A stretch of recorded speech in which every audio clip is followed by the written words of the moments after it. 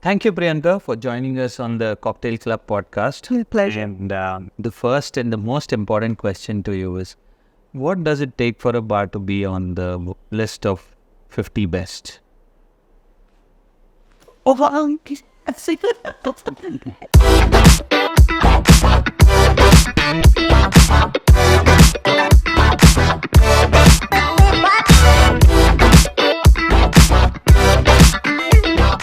Welcome to the Cocktail Club podcast by Cocktail Kompany. My name is Avinash Kapoli, and today on this episode, I'm really excited to introduce to you a very, very inspiring personality.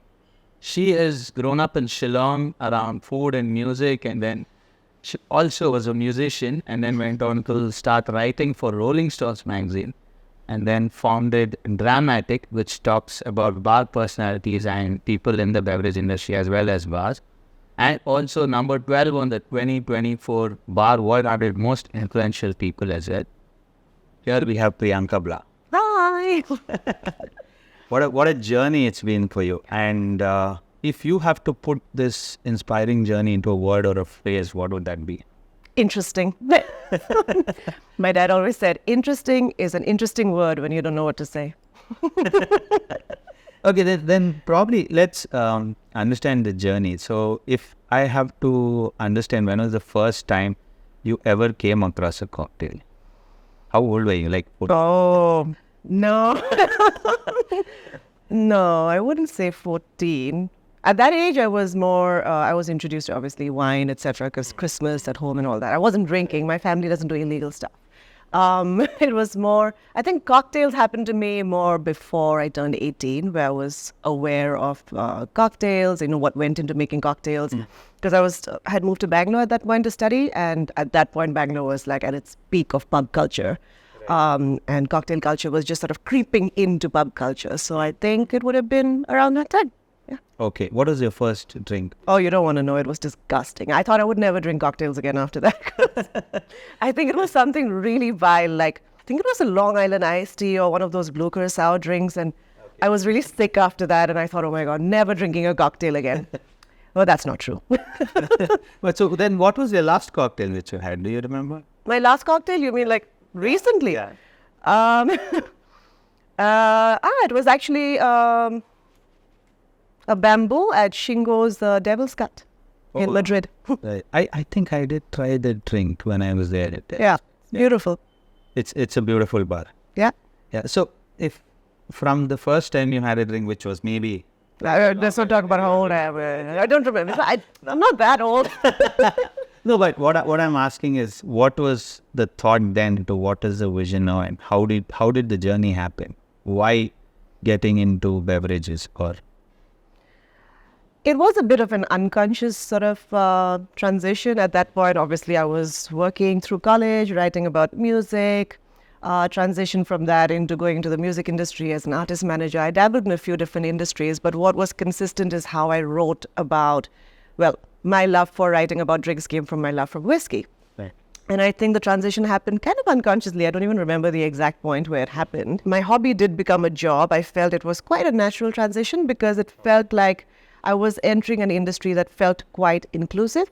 It felt like, you didn't have to have, credentials like you would like engineering or medicine, et cetera, et cetera. It was something that you could learn pretty quickly on the job. And I felt that it was very accepting of someone like me who went through transition from across the bar to behind the bar to across the bar again. And, I've made that switch a couple of times. So, yeah, I felt it was quite a natural progression. I just don't know exactly at what point it happened. Right. Yeah. But why during this course of the natural progression, is there something which kind of overlapped on things and said, okay, this is why I want to do this? Or is there a reason why you said, I want to talk about cocktails or the bar programs or the people who are in the community?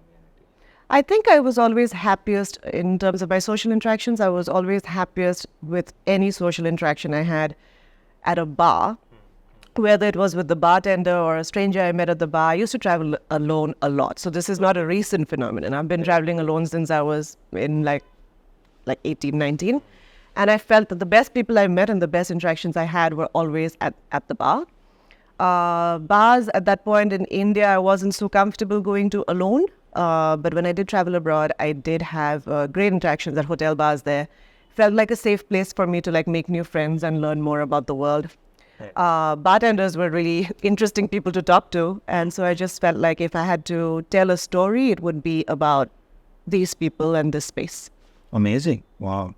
So while you have visited so many bars and other places across the world, right? Which country or which city do you think is the most underrated according to you? I think that keeps changing. At one point, I felt like, well, in India itself, we had a couple of those. I'm not going to name any cities because I get into trouble for saying these things. But I think India is it's on the cusp of something really, really unique and special right now. It's not talked about enough. I don't think the onus should be on you or on me or any one person to sort of, it's a big country. But I think what's happening in India currently is a bit underrated.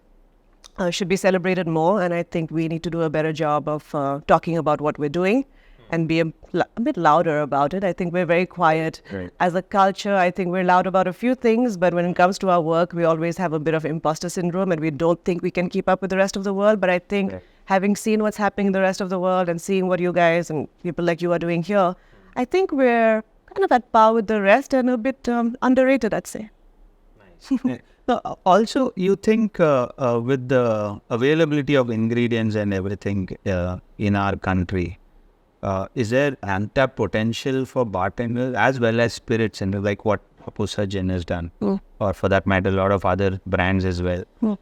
You think there's an untapped potential in Indian spices or the diaspora, what is there in the country? I think we haven't started celebrating what we have locally as much as we should. And I think the pandemic taught us something really important, right? You cannot rely on imports. Right.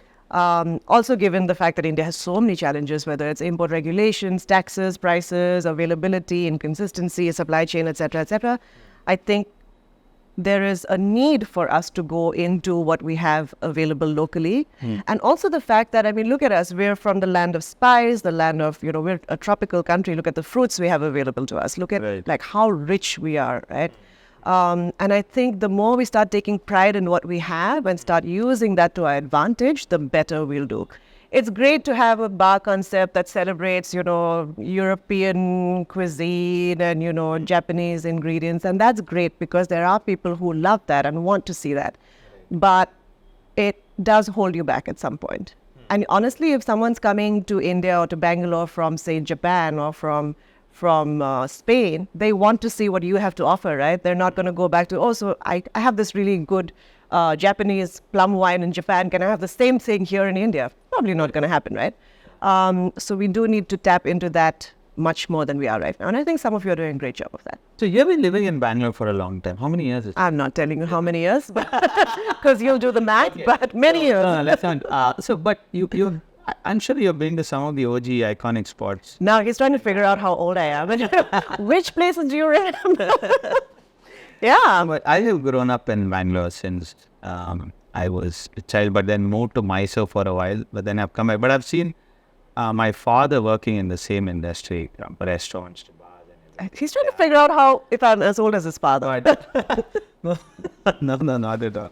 But my dad always tells me about these iconic spaces in the city, which I never got a chance to go to.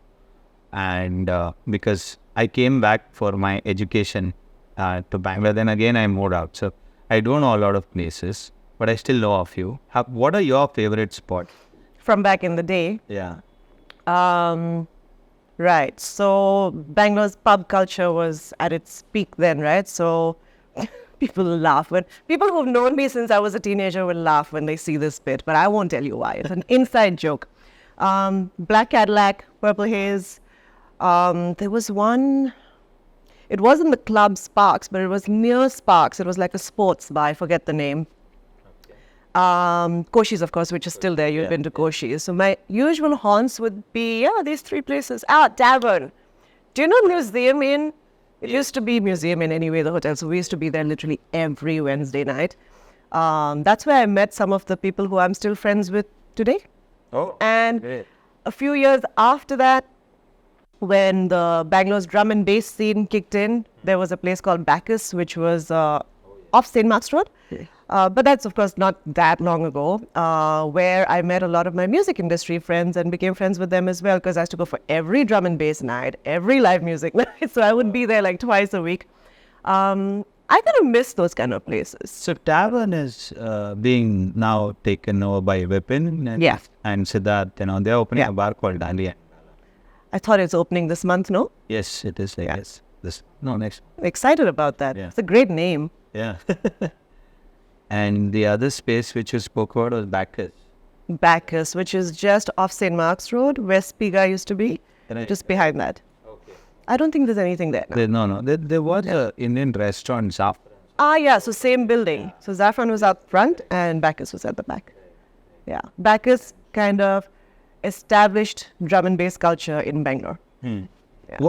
What do you think is so different now from then? Have we evolved a lot, or I wouldn't say evolved, because I think what we had back then was also pretty amazing for its time. Bangalore was probably at the forefront of nightlife compared to the rest of the country in terms of music, pubs, everything. It was such a safe place to be out as well, clubbing. I think what changed is, I wouldn't say evolved, but what changed is just how it's not such a safe city for women anymore, according to me. I mean, I can say this because I'm a woman and I technically do feel that way. The Bangalore I moved to then and the Bangalore I move around now are different cities. In a good way, what's changed is that people are a lot more open-minded. They're doing a lot more things. They're experimenting with new things. They're happy to try out new cuisines, new cocktail bars. So a lot more exposure. Right. But I think what lacks is safety for women. But I think that's not a Bangalore problem. That might be an India problem. Yeah, possible, yeah. But do you think India is also evolving in terms of the cocktail or the bar scene at a pace what is happening in other countries? Absolutely. I think there's a rising middle class in India, particularly in Bangalore. Bangalore has a lot of people who come from other cities to live here. They don't necessarily have to spend the weekends at home with their families, so they're out with their friends a lot. And there's this hunger for trying new things, going to new places. And what you guys are offering them as well makes them sort of, it's that you've already whet their appetite and they've sort of dipped their toe in the water and now they want more and more and more. So they're just, I think it's been a combination of what you as a community have been offering them and what they have been getting a taste of that makes them want more. And I think Bangalore is definitely ready for much, much more. Much more. Yeah, I agree with you. Yeah. And also, you have brought in a lot of bartenders from other countries, great bars, to Bangalore, to Delhi, other cities as well. I mean, we meet them. We were so happy that they're here. We could show what we do and all of that. But what do they generally talk about India as such, or the bar scene here? So a lot of them are very... They point out which we could learn. Yeah. So in general, they're very impressed. They're very surprised because, as you know, social media paints a very different picture of India. Yes. We get highlighted for all the wrong things. But when they come here and they actually experience what we call that Indian hospitality, most of them actually go away feeling quite touched by it. A lot of the times I get messages from them when they go back saying, my experience in India changed my life. Thank you so much. The teams really looked after us. So they don't have a lot of negatives to share. Usually it's been a really good experience. Of course, everyone complains about the traffic, but so do we. So that's normal. But I do want to say that Bangalore's traffic is not much worse than Delhi and Bombay. I just want to put it out there, okay? And what they do share with me, though, is that India, like we spoke about, India has so much to offer in terms of ingredients, in terms of just access to, unique things. But they don't see us celebrating it enough, Right. which I agree with.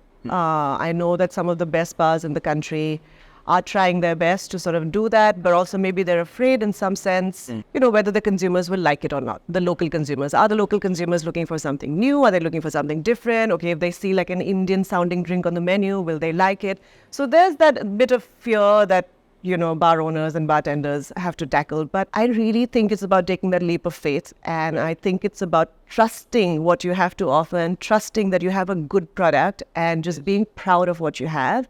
And I think that's what the international bartenders are also hoping to see the next time they come to India. Right. Since we were discussing bar takeovers, probably would like to get another insight on what bar takeovers are, because I have asked Arijit about it, or Pankaj, or all of them about what does a bar takeover mean, right? In your opinion, for a bar, if they're hosting someone from outside of the country or within the country also, what should be their intent of hosting a party for bartenders or bar owners or anyone? Okay, what should be their intent? In your opinion? I think it's to expose their consumer base to a new cocktail culture, to a new bar.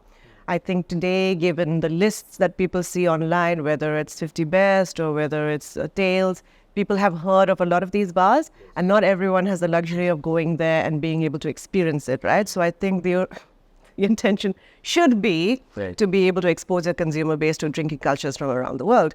Now, what the intention actually is, I don't want to comment on because I don't own a bar.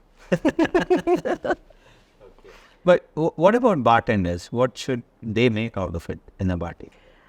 I think there's a lot to learn from every time a guest bartender from a different country or a different bar comes to your bar. They're bringing something unique from their culture and from their bar that you may not be aware of.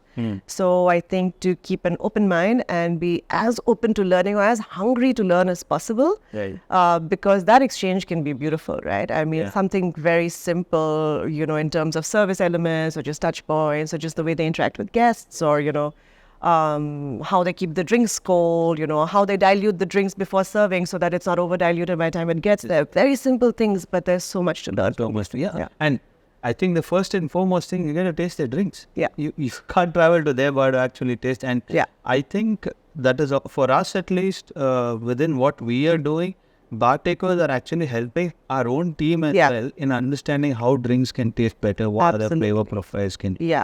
And also, it's also a great opportunity for us to showcase our culture to people who don't.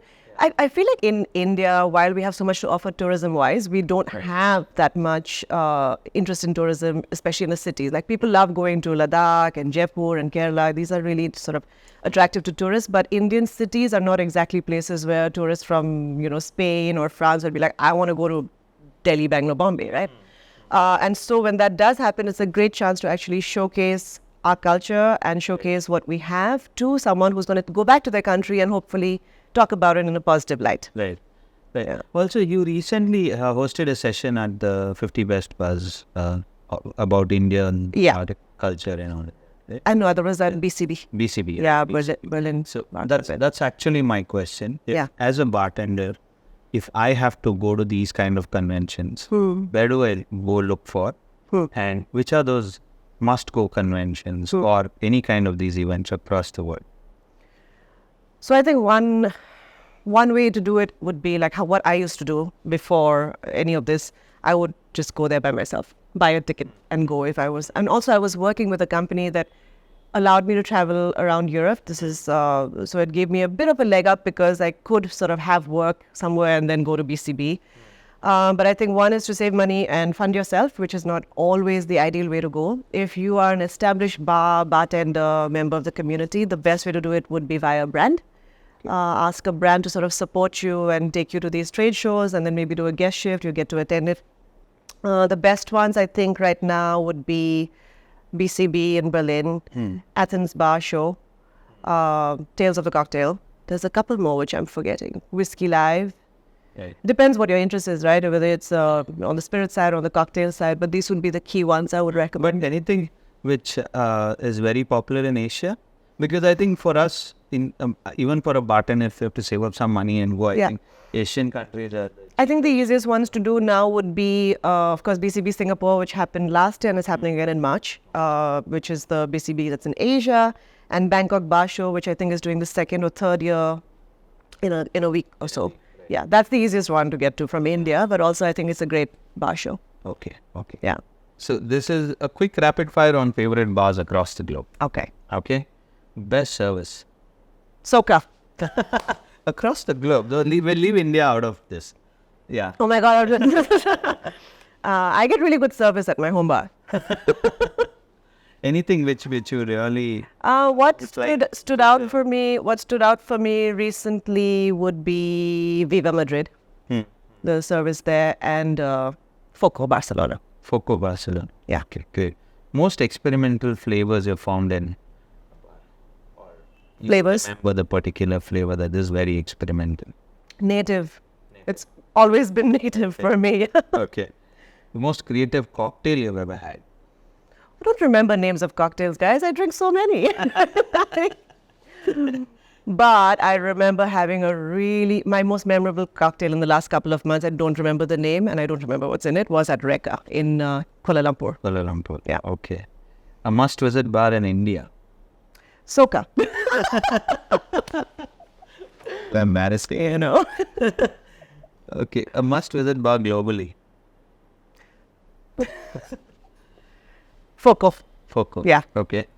An underrated bar you want to gatekeep? Can I say Dolphins? It's my neighborhood bar. It's not a cocktail bar, but yeah. I just wanna hug it. I was there last week, I think. And thought, Okay, so you already know. I'm not gatekeeping anything, guys. one cocktail that never disappoints. A Sazerac. A Sazerac. Yeah. Where was the last Sazerac? At home. At home. You make your own Sazeracs. Lucky you got some patient fitters which we don't get. Okay. So, as someone who's been such an integral part in the industry, one topic which we usually touch upon in our podcast is mindful drinking or drink responsibly, right? How do you maintain that balance of going out, visiting cocktail bars, but still drink responsibly? I was going to make a joke, but I realized it's not a good time to make a joke. I was going to say, it's just because I'm old. Over time, I think you realize that the pros and cons, how the drink makes you feel at that point versus how it makes you feel the next day, and what you're able to achieve the next day, kind of outweighs how you feel while drinking it, right? And I feel like if you are focused on your well-being, mental, physical, and work, then you got to draw that line for yourself somewhere. And I also, like all of us, learned the hard way where I would just roll from hangover to hangover and just still have to function and work and have meetings the next day. So for me, it was more sort of realization that I can't do this, and I'm not at my best if I don't find that balance. But I realized that it's not something that comes easily to most of us. I think it's just about realizing that we function on limited battery, right? We're not made of unlimited supply of energy and health and wisdom and all of that. So whatever resources we have to sort of employ very strategically. And honestly, the bar's not going to go away. The drinks are not going to go away. So why do you drink like every day is your last? Like there's no reason to burn yourself out. And honestly, I think once you start realizing the benefits of, or seeing the benefits of balancing that habit, I think you just want to drink a bit more smartly. Okay. I think it's just about getting a taste of, so I can enjoy myself and still not be wrecked the next day and have a good productive day at work, and I sleep better at night. A lot of people tell me that, it doesn't matter how much I drink, I still sleep well at night, but I've studied sleep a lot, guys. I'm a bit of a nerd when it comes to sleep. It's not about whether you can sleep, it's about how well you sleep, right? The quality of your sleep is so compromised. Even a bit of caffeine and alcohol can alter that. So I'm not saying don't drink, but how much you drink will affect how you sleep, and how you sleep will affect your productivity, will affect your state of mind, will affect how you interact socially with people. And I think the sooner you realize that, the better. Is there a mantra to it about, or you say, I'll only drink so many drinks a week, or? So I try not to socialize when I'm back home. Because if I do socialize, I'm so glad now that Indian bars have started respecting the no and low alcohol requests, because I drink some pretty tasty drinks that are non-alcoholic, and I don't feel excluded, and I don't feel like, I'm being a, mood killer. I take a lot of time out to myself, so I don't feel obligated to socialize unless I really have to, or unless I really want to. I think spending time at home is good for the soul and for the body and for the mind. But I think the mantra, there's no such mantra. I think it would just be, you don't have to drink everything that comes your way. Right. And it's okay to say no. And it's okay to stay out late and drink non-alcoholic drinks. And there's no shame in asking for something non-alcoholic. I've never actually been... Generally, I'm very curious to know if you walk into a bar. Yeah. bartenders or bars, Sure. they usually offer a drink, and Yeah. you say no, they mind. I don't say no. I don't say no unless I'm not drinking. Then I'll be like, I'm sorry, I'm not drinking. But I taste. I don't finish. I don't feel compelled to finish drinks. And I also I'm try to be as polite about it as possible. I say, guys, it's okay if I just taste and not finish because just try and take care of myself. And most people are very respectful of that. Right. Nobody feels offended, and nobody should, to be honest. Like, why should you feel offended if someone's trying to look after their health? Correct. Yeah. Agree. What advice would you give to young aspiring women who want to get into the industry? It's, of course, it is male-dominated industry, but it's changing by the hour. But still, what advice would you give to young women who want to probably make it big in this industry, or at least get into the industry? Yeah. I would say there's no reason for you not to be able to enter this industry if you are good at your work and if you think you have the merit to be behind the bar. Your gender should not be what is pulling you back. I know it's easier said than done because we do live in a culture that sort of doesn't really support women behind the bar. It's a nightlife industry, there are safety issues, etc., etc. So more than encouraging women to get behind the bar, which I'm sure there's plenty of women who want to, I think I would encourage employers to make them more attractive places for women to work. Look out for their safety. How are they going to be safe behind the bar? How are they going to be safe when they leave the bar to go home? I think those are more important factors to consider if you want women to enter this industry. And I think that will change a lot of the perception around women entering the industry. The environment more welcoming for them to come and work in this. Yeah, merit-wise, talent-wise, skill-wise, I don't think there's anything for women to feel like they can't do as well as men. I think what holds them back is how safe they feel. Safety. Yeah. All right, cool. So I think we'll move to the last question of this. No! Looking at the global bar scene, what is happening, right? For India, where do you think is the untapped potential? Where do you think it lies? It lies in your guest and your team. Okay. I think if you're going to focus on the wrong things, you're going to get the wrong results. Very simple, remember why you're doing what you're doing. First of all, you're doing it for your guests. Secondly, also the investors. But more importantly, do it for the right reason for your team, right? I mean, you're going to be chasing all kinds of things, lists, awards, recognition, etc., etc. But if you forget what's happening here and behind the bar and in the heads of the people who work with you, that's your biggest mistake. And the untapped potential in any place is it's people. And people is the most untapped. Well, thank you so much for being part of this podcast. I'm sure a lot of viewers who watch this will definitely get inspired and or they're going to want to find my address and kill me. But they might also comment saying that we know Priyanka Blah, but we don't know who she really is. Yeah, but you're never supposed to know who I really am. That's going to be a secret forever. Yeah, we'll keep it that way. Thank you. Thank you so much for taking out. Thank you. Thanks.